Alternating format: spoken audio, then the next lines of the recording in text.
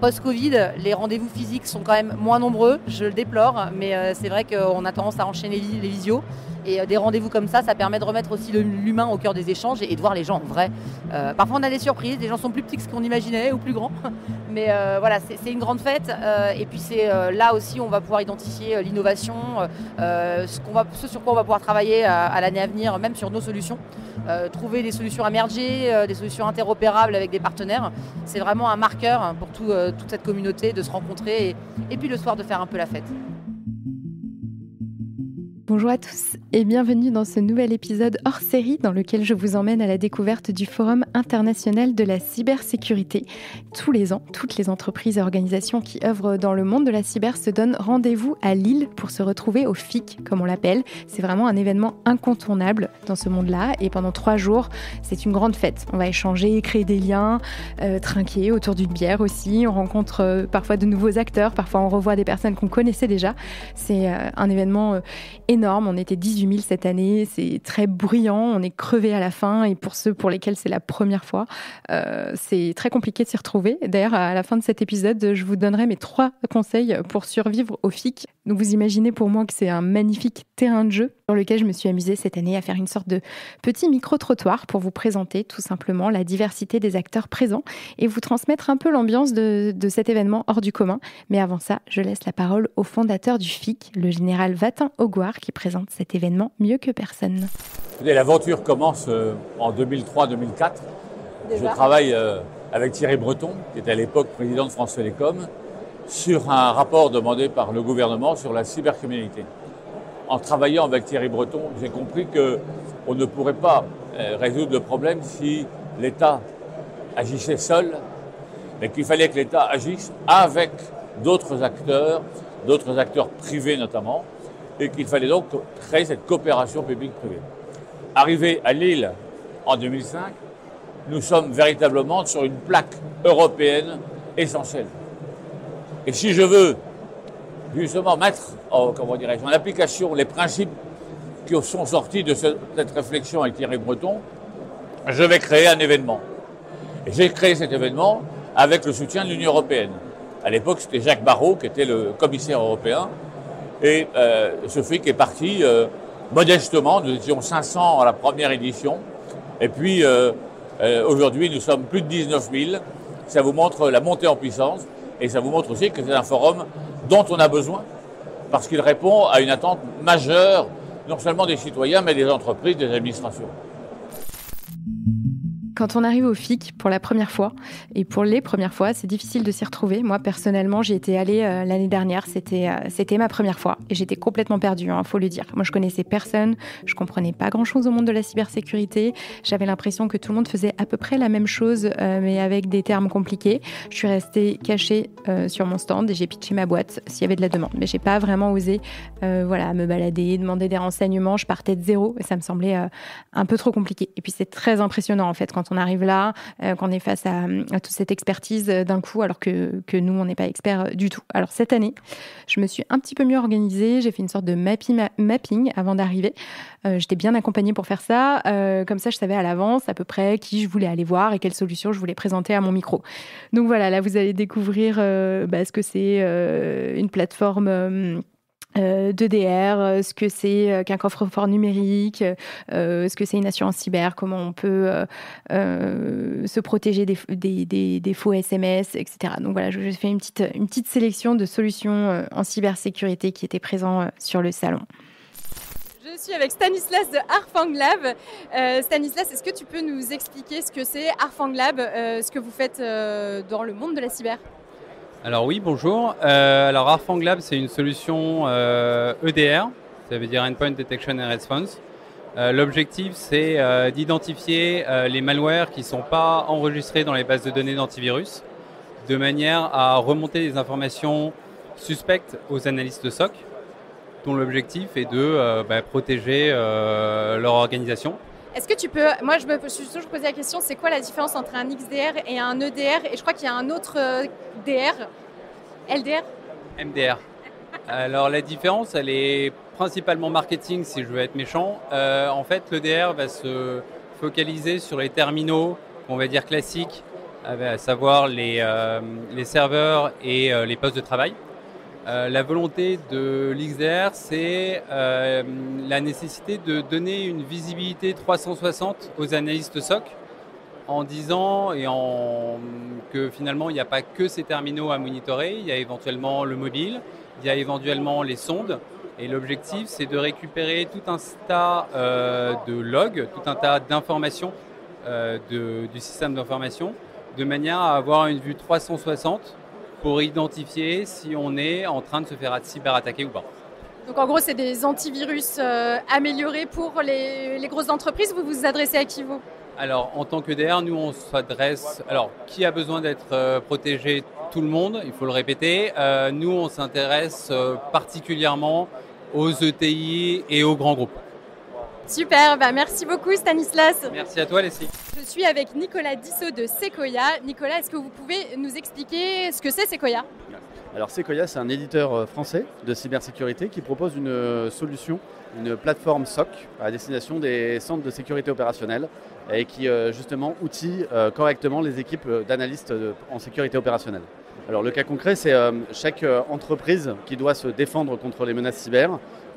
Certaines entreprises ont la capacité d'avoir ce qu'on appelle un SOC en interne, qui est un centre de sécurité opérationnelle qui va tout simplement être vraiment le centre de supervision de toutes les menaces et de pilotage de toutes les solutions qui permettent de se défendre contre ces menaces. Ça, c'est des grandes entreprises. Exactement. Donc, en effet, on travaille avec des grandes entreprises qui ont la capacité de pouvoir opérer des solutions comme la nôtre en interne. Et on travaille aussi avec des partenaires qui vont proposer une offre de service basée sur notre solution, justement proposer du service managé pour que cette sécurité opérationnelle soit faite par des partenaires prestataires qu'on appelle des MSSP, donc des Managed Service Providers, et qui vont proposer du coup un service managé basé sur une solution comme la nôtre. Et du coup, vous prévenez quoi exactement comme... Alors, très bonne question. En fait, on s'appuie sur ce qu'on appelle de la Cyber Threat Intelligence, donc de l'intelligence du renseignement sur les menaces cyber. Donc, c'est-à-dire qu'on a une équipe qui est dédiée à la production de renseignements. Et ce renseignement, en fait, il va justement être utile à détecter les menaces le plus en amont possible. Donc, en fait, on s'appuie sur ce renseignement qu'on va intégrer nativement dans une plateforme de détection pour pouvoir détecter de façon automatique des menaces avant même qu'elles aient un impact sur le réseau de l'entreprise. Je suis ici avec Muriel Beauchaton de Nameshield. Muriel, est-ce que tu peux nous expliquer ce que vous faites chez Nameshield ? Alors chez Nameshield, on est un professionnel du nom de domaine. En gros, notre mission, c'est de faire en sorte que votre nom de domaine soit géré de A à Z en toute sécurité. Alors quand on dit ça, c'est pas forcément très clair parce que le nom de domaine n'est pas forcément vu comme un asset très critique, très sensible. Qu'est-ce que c'est un nom de domaine ? Alors c'est fic.com par exemple, c'est votre nom de domaine. Vous allez soit sur un site internet rattaché à un nom de domaine, soit écrire des emails en @fic.com. Et donc si ça marche pas, eh bien vous ne recevez pas d'email et vous n'avez pas de site fonctionnel. Et si votre nom de domaine sert à avoir un site e-commerce par exemple, ça veut dire qu'il n'y a plus de business, plus de commerce. Donc c'est pas vu comme critique, alors que finalement, ça porte tous les services critiques et hypersensibles de l'entreprise. Donc la mission de Nameshield, c'est de sensibiliser sur ce sujet en expliquant qu'il y a pas mal de guidelines, de best practices à mettre en place. Pas forcément cher, pas forcément compliqué. Certaines sont très techniques, mais c'est quand on arrive à un niveau de maturité un peu élevé. Mais il y a déjà des bonnes choses à faire aujourd'hui pour monter et cranter en termes de sécu. L'ANSSI a édité un guide des bonnes pratiques sur ce sujet qui nous aide bien. Et qui permet justement ce travail de sensibilisation auprès des clients. Vous vous adressez à des entreprises de quelle taille ? Alors clairement, vous pouvez avoir un nom de domaine ou 30 000, vous pouvez travailler avec nous. La mission de Nameshield, c'est quand même de conseiller les entreprises et donc le corporate. Donc Madame Michu et son blog de pâtisserie sera moins au cœur de cible. Mais vous pouvez être une entreprise avec un nom de domaine parce que vous êtes une start-up et vous avez vocation éventuellement à devenir scale et autres. Et là, la mission de sécuriser reste quand même critique malgré tout. Parce que si votre entreprise ne peut plus ni communiquer, ni exprimer tout ce qu'elle a à vendre, ça ne marchera pas. Alors je suis ici, je continue mon petit tour au FIC. Je suis avec Julien Tessier, CEO de Lockself. Julien, est-ce que tu peux m'expliquer ce que vous faites chez Lockself ? Ouais, bonjour. Alors Lockself, c'est un coffre-fort numérique pour les entreprises qui va donc permettre de stocker les mots de passe par un gestionnaire de mots de passe, mais aussi gérer ces fichiers, transférer en externe et en interne, avec toujours cette notion de contrôle de la donnée, savoir qui a fait quoi avec les mots de passe, les documents de mon entreprise, et de pouvoir tracer tout ce qui s'est passé avec mes données. Pourquoi c'est important aujourd'hui de proposer une solution comme Lockself à des... J'imagine que vous vous adressez plutôt à des entreprises. Exactement, on s'adresse pour l'instant uniquement aux entreprises.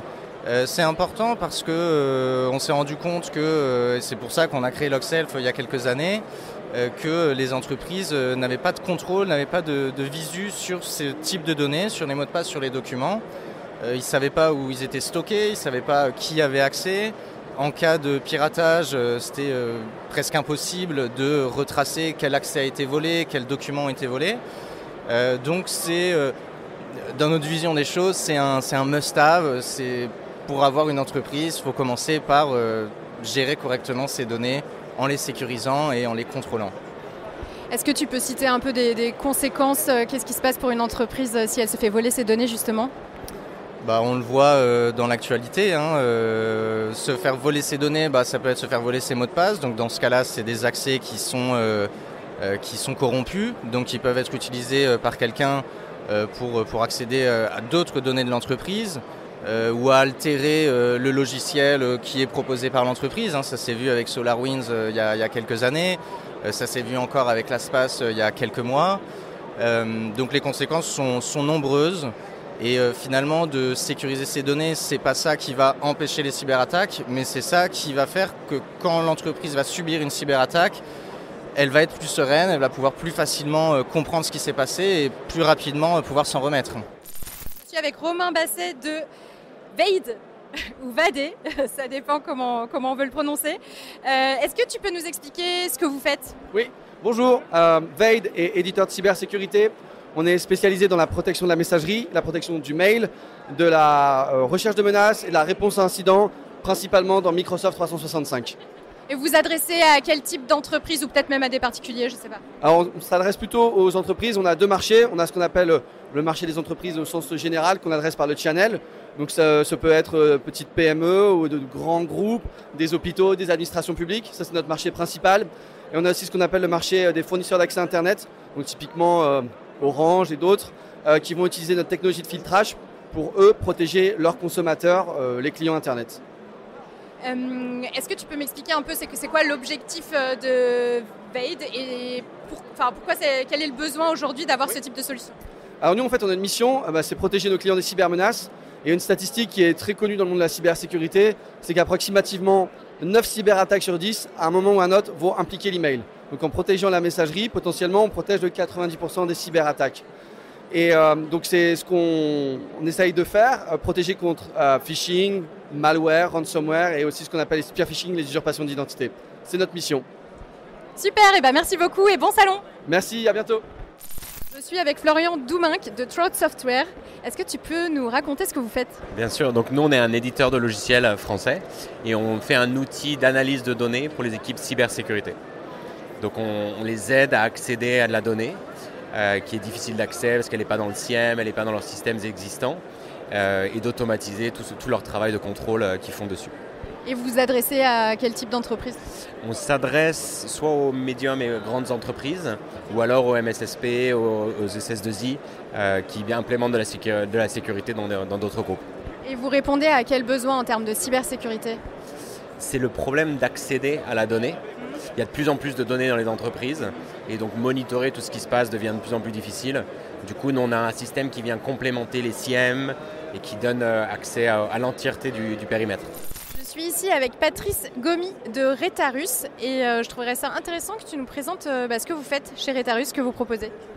Alors, on a deux types de solutions. La première, c'est pour nos clients, router ce qu'on appelle leur message. Je donne un exemple tout de suite. Quand quelqu'un reçoit un mail ou un SMS, c'est pas la société qui l'a envoyé, qui l'a vraiment envoyé, c'est nous. C'est-à-dire que par exemple, on reçoit un mail pour confirmation d'un rendez-vous ou une facture, une commande, une livraison, d'accord ? C'est pas la société, je peux pas les nommer, mais c'est pas la société XYZ qui vous l'a envoyé, c'est passé par nos data centers. Donc nous, notre métier, c'est de garantir la délivrabilité la traçabilité et bien évidemment la sécurité de ce message. Donc c'est pas de façon un petit peu caricaturale, c'est pas un SMS pour dire bonne année mamie, c'est un SMS qui doit arriver à la personne parce qu'il y a un enjeu commercial, un enjeu technologique, un enjeu de prestation. D'accord ? Par exemple, quand les gens ont reçu les confirmations de SMS pour le Covid, on voit bien que c'est vraiment un message qui doit arriver donc, au client de notre client. Voilà. Vous faites de la sensibilisation au phishing par SMS, en fait, c'est ça ? Alors, nous aujourd'hui, on n'est pas dans le domaine de la sensibilisation. Là, on a des partenaires qui font ça. C'est pas notre métier, on va dire, d'origine. Sur la partie cyber, en revanche, on a une offre qui s'appelle de la protection de la messagerie. Donc, vous avez, je sais pas moi, votre Outlook, un logiciel comme Gmail ou même des messageries du monde open source. Eh bien, vous allez vouloir les protéger de tout ce qu'on appelle phishing, virus, malware, spoofing, fraude au président.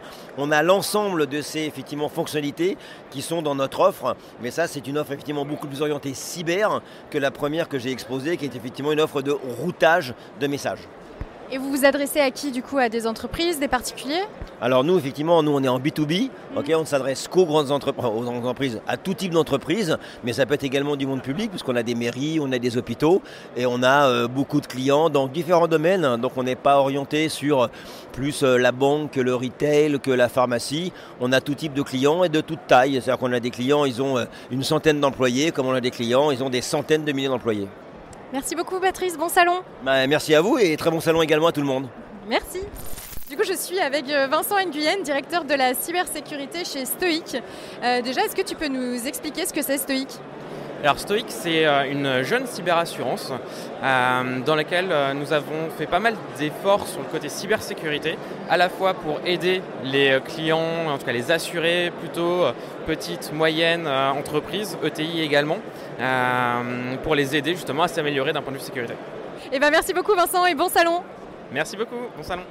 Je suis avec Étienne Capgras qui travaille chez Open Classroom. Est-ce que tu peux nous raconter ce que tu fais chez eux ? Oui, bonjour. Je suis responsable du développement des catalogues de formation en cybersécurité chez Open Classrooms. Mon rôle consiste à être la voix du marché au sein de l'école pour qu'on produise un catalogue qui est aligné vraiment sur les besoins du marché de l'emploi en termes de formation, de durée, de métiers visés, etc. pour que ça soit le plus utile et impactant possible. Donc c'est pour attirer des talents dans le monde de la cybersécurité ? Il y a un gros sujet qui est autour de l'attractivité effectivement de la filière. Surtout, nous, on l'aborde sous l'angle de l'accessibilité des formations pour mener à des métiers qui n'arrivent pas à recruter autant qu'ils voudraient. Donc c'est ça la philosophie d'Open Classroom, c'est de rendre accessibles des métiers qui ne le sont pas assez pour le moment.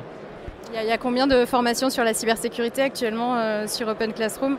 Alors là, j'ai parlé d'une formation. On en a lancé une deuxième de 9 mois accessible à Bac+2. Donc fin janvier, on l'a sortie. Pour former spécifiquement au métier d'analyste SOC.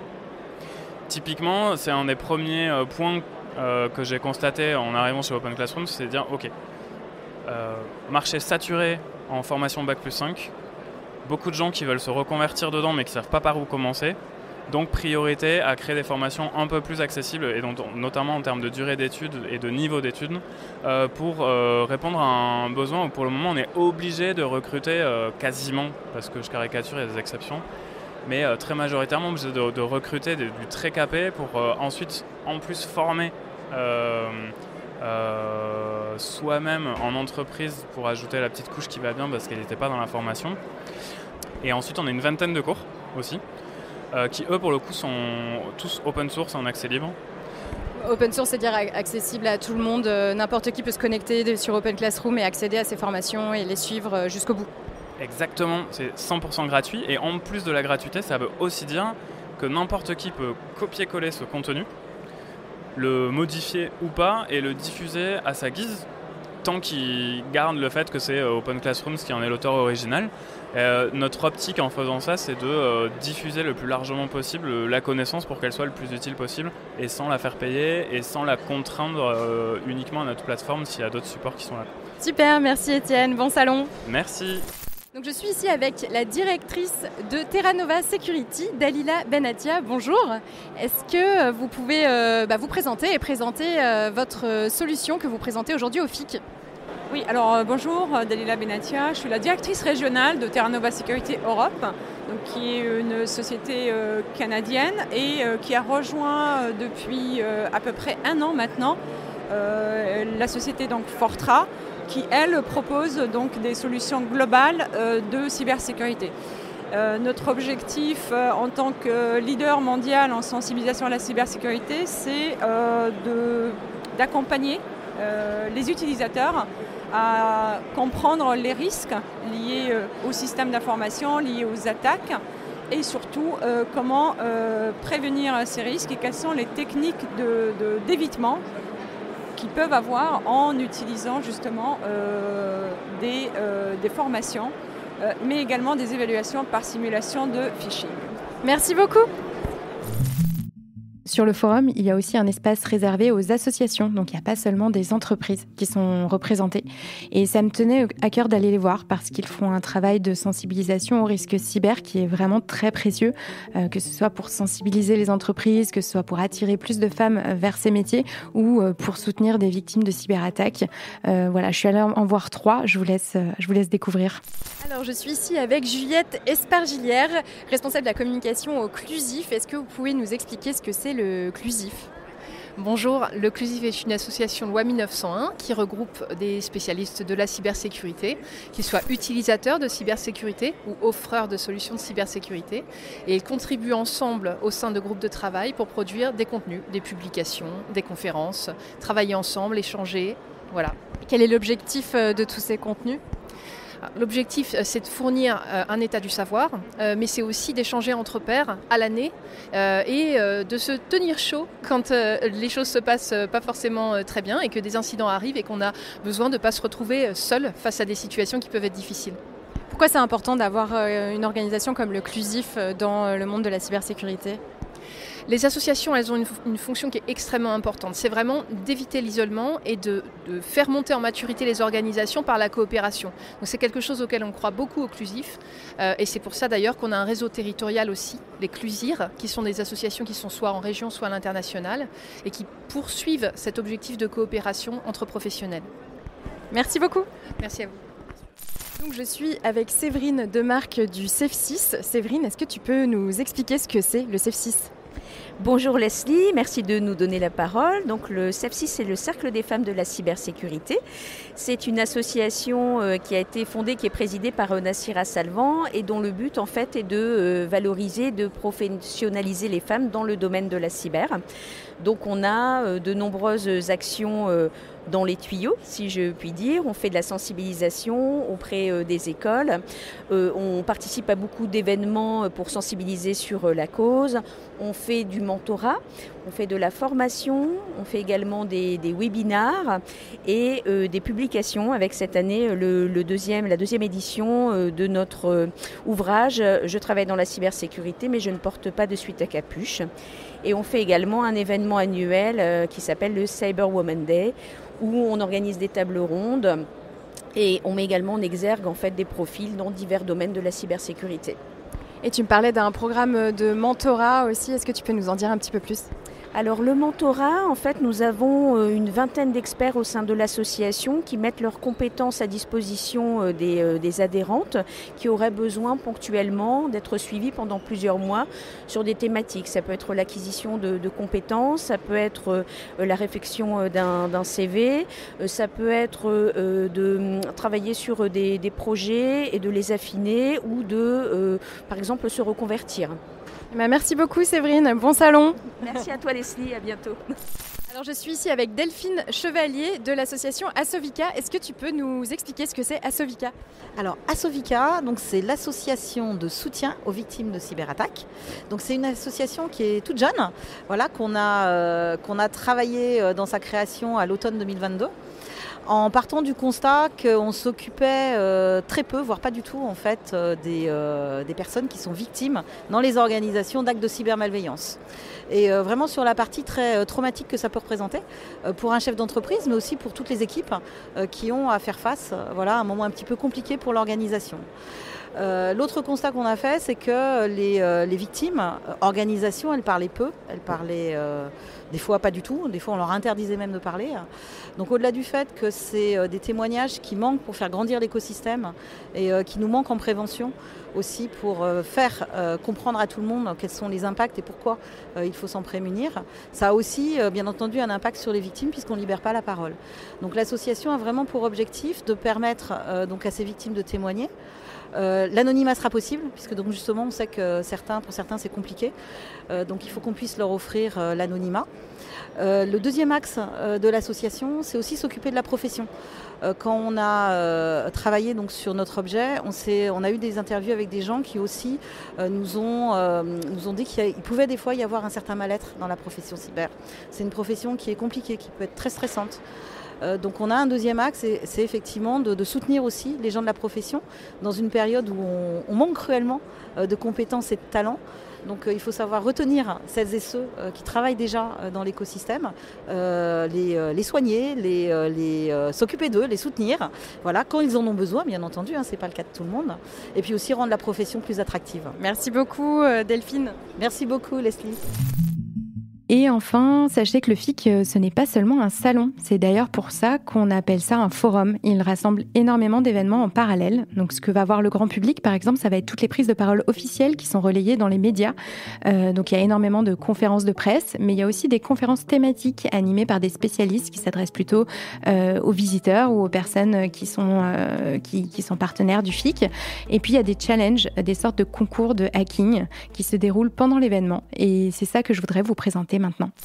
Donc je suis avec Guillaume Valadon dans un espace qui s'appelle la Cyber Cup. Est-ce que tu peux nous expliquer de quoi il s'agit ? Oui, très rapidement.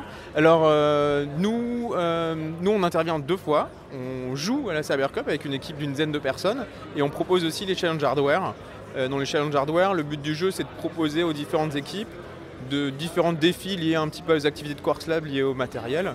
Et le but du jeu de tout ça c'est de récupérer des points et d'être les meilleurs, les gagnants. Et dans le cadre des épreuves CTF organisées par d'autres sociétés ou des écoles, le but du jeu c'est d'avoir des épreuves un peu représentatives des métiers de la cybersécurité. Donc typiquement là mon équipe tout à l'heure ce qu'ils m'ont montré c'est une application Android dans laquelle il faut récupérer des chaînes de caractères qui rapportent des points. On avait des fichiers PCAP, donc c'est des fichiers qui stockent des fichiers réseau. Des paquets réseau, pardon. Il fallait regarder à l'intérieur le comportement d'un attaquant et puis dire voilà, c'est cette machine qui m'a attaqué, voilà ce qu'elle a fait. Tout à l'heure, ils avaient des trucs un petit peu plus rigolos de l'OSINT. Donc là, on nous dit voilà. C'est quoi l'OSINT ? L'Open Source Intelligence. Donc grosso modo, il faut être un petit peu intelligent. Donc on a eu une vidéo avec un bateau. Il fallait retrouver le nom du bateau. Mais alors il fallait faire très attention au texte, c'est vraiment comme à l'école, il faut bien lire l'énoncé. On a commencé à mettre le nom actuel du bateau, il y avait écrit l'ancien nom du bateau, donc on a dû regarder sur Google pour trouver tout ça. Donc différentes épreuves qui nous forcent un petit peu à avoir la gymnastique intellectuelle de nos missions, comme on peut faire pour nos clients à Quarks Lab. Ce qu'on appelle le hacking ? Qu'on appelle le hacking, alors on appelle ça hacking éthique, nous on appelle ça surtout sécurité offensive, c'est ce qu'on vend vraiment à nos clients. Mais effectivement c'est ces philosophies d'essayer de réfléchir un petit peu différemment. Et pour trouver des solutions que les autres vont trouver après nous, finalement, d'être les premiers. Et vous remportez quoi ? Alors nous, je crois qu'on offre des Lego, parce que notre fondateur, Fred Reynal, il aime beaucoup les Lego, aime beaucoup Star Wars, donc on va offrir des Lego Star Wars. C'est ce qu'on a en fait dans toutes nos salles de réunion, on a des personnages Lego, donc on a les salles R2D2, Yoda, etc. Donc c'est un petit peu un hommage, en tout cas une représentation de ce que nous on fait. Super, merci beaucoup. Donc je suis avec Gilles Yonnet de Yes We Hack. Est-ce que tu peux nous expliquer ce que c'est Yes We Hack, s'il te plaît ? Alors donc Yes We Hack, c'est une plateforme de bug bounty qui connecte la communauté des hackers éthiques mondiale avec des entreprises qui veulent voir évaluer leur sécurité. Donc le principe est simple, les entreprises, nos clients, c'est des institutions quelles qu'elles soient, vont déclarer sur notre site ce qu'elles souhaitent voir tester et à quelles conditions elles paieront les hackers éthiques, qu'est-ce qu'ils auront le droit de faire et de ne pas faire. Et à chaque fois qu'un hacker éthique trouvera une vulnérabilité, il sera payé en échange du risque qu'il couvre. Vous avez une team de hackers éthiques en interne chez Yes We Hack ? Eh bien non, en fait, ce sont des inscrits du monde entier. On a plus de 45 000 inscrits sur la plateforme dans le monde entier. Alors beaucoup en Europe évidemment, mais beaucoup en Asie. Vraiment, on couvre toute la planète. Et ce sont comme ceux que vous voyez aujourd'hui autour, des gens qui viennent un peu partout et qui ont Certains ont un métier à côté, certains ont fait leur métier premier de faire de la recherche de bugs.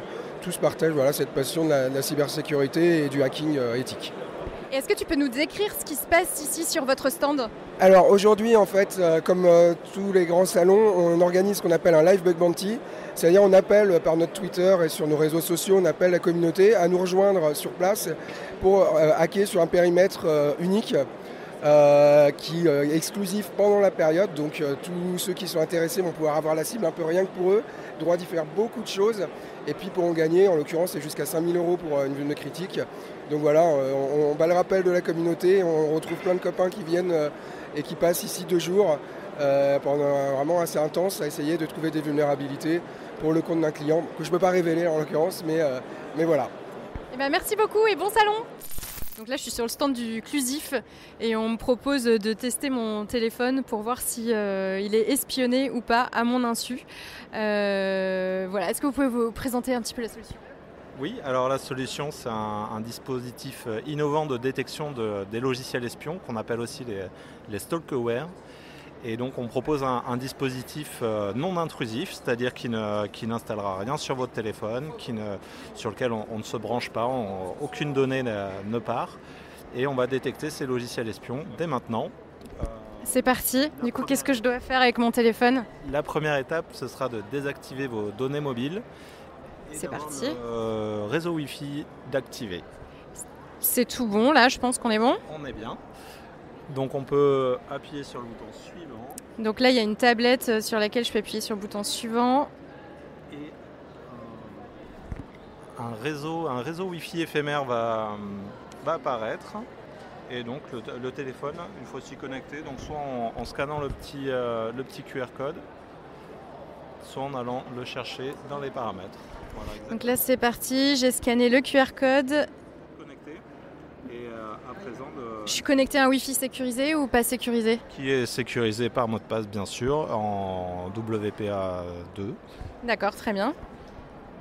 Et donc ce qu'on va vous proposer, c'est d'effectuer un petit parcours avec votre téléphone pour réveiller ce potentiel logiciel espion en réalisant donc toutes les actions qui peuvent être espionnées, des photos, envoyer des messages sur les messageries que l'on connaît, les réseaux sociaux, des recherches internet, tout ce qui est susceptible d'être espionné comme activité. Généralement, on propose surtout de faire des actions qui sont neutres, donc prendre une photo du sol ou prendre une photo en mettant son doigt sur l'objectif pour ne pas indiquer le lieu où on est au potentiel espion. Ok, donc là j'ai pris une photo du sol. Envoyez-vous plusieurs SMS. Donc là je dois m'envoyer à moi-même des SMS. Ok, passez un appel à votre répondeur. C'est parti, je vais appeler mon répondeur. Ouvrez plusieurs applications, utilisez-les. Alors, là je vais ouvrir Messenger parce que ma copine qui est sur le FIC, Karine, elle vient de m'envoyer un message pour savoir si on déjeune ensemble. Donc je vais lui répondre. Parfait. Suivant. Faites plusieurs recherches sur votre navigateur internet. Donc moi j'ouvre Google Chrome et je vais googler le Forum international de la cybersécurité. Hop, et il me met... C'est bon, donc j'ai googlé le FIC. Donc c'est un événement européen traitant de la cybersécurité, me dit Wikipédia. Donc là on est bon, je mets suivant. Le résultat des analyses sont prêts. Donc je vais voir les résultats. Donc là je vais apprendre si je suis espionnée ou pas et par qui en fait. Espionnée donc par ces fameux logiciels espions. La personne ne sera pas identifiée. On aura détecté la présence d'un logiciel malveillant. Ensuite il s'agira de potentiellement mener l'enquête judiciarisée avec les forces de l'ordre avec qui nous sommes partenaires. Voilà, j'ai un peu peur là. Voir les résultats de l'analyse.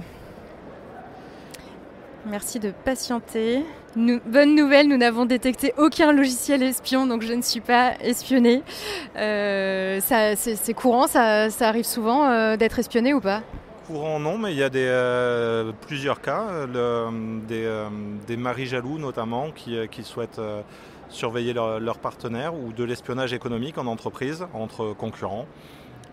Les téléphones personnels ne sont pas très bien sécurisés ou maîtrisés, du moins dans le contexte de l'entreprise.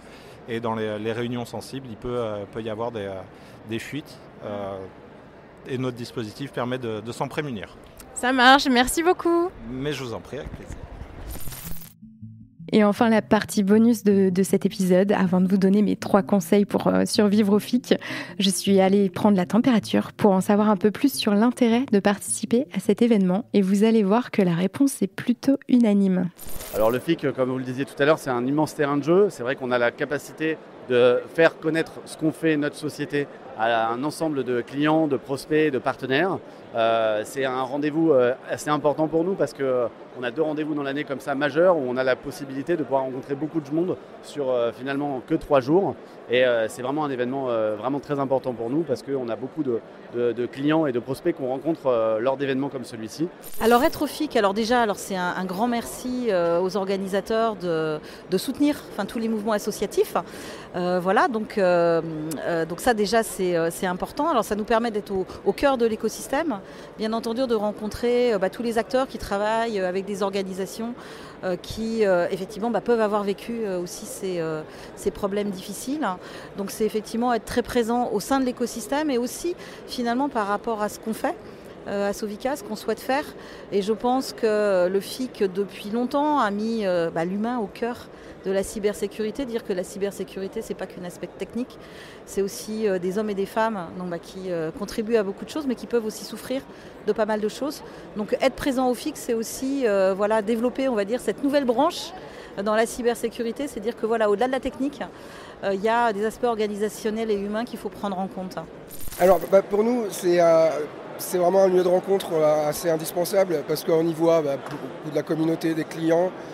Nous, on est vraiment un pont entre les entreprises et les hackers et c'est un lieu où tout le monde se rencontre. Il y a tellement d'événements autour que c'est vraiment un carrefour pour nous, un peu indispensable. Et on y retrouve tout l'écosystème. C'est l'occasion de parler de partenariat avec des entreprises, de voir les technologies.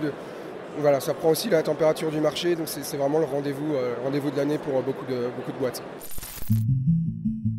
C'est la fin de cet épisode. Merci à tous de l'avoir écouté. J'espère que ça vous a plu. Moi, je me suis vraiment amusée sur cet événement. J'étais super contente de rencontrer plein de gens que je n'avais jamais vus en vrai. J'ai rencontré aussi des auditeurs. J'ai été super bien accueillie partout. C'était vraiment intense et j'étais vraiment lessivée à la fin. Et comme promis, voici mes 3 conseils pour survivre au FIC. Donc mon premier conseil, c'est boire beaucoup d'eau régulièrement. Même si la bière est tentante, je vous conseille d'attendre la fin de journée pour l'attaquer. Donc s'hydrater, c'est vraiment, vraiment primordial lors de ce type d'événement. Mon deuxième conseil, c'est de faire une vraie pause midi. Moi, j'ai eu la chance d'aller déjeuner au calme avec une amie que j'ai croisée là-bas et c'était vraiment la meilleure des idées de faire une vraie coupure, de sortir de ce brouhaha constant et assourdissant. Donc merci Karine pour l'idée, elle est complètement validée. Et mon troisième et dernier conseil, c'est de garder le sourire, rigoler, oser aller voir des gens. C'est un univers hyper bienveillant, en fait, le monde de la cybersécurité, contrairement aux images qu'on peut lui donner. J'ai vraiment hâte d'être à l'année prochaine et de rencontrer encore plus de monde. Merci à tous, vraiment, merci à tous et à très vite dans le monde de la cyber.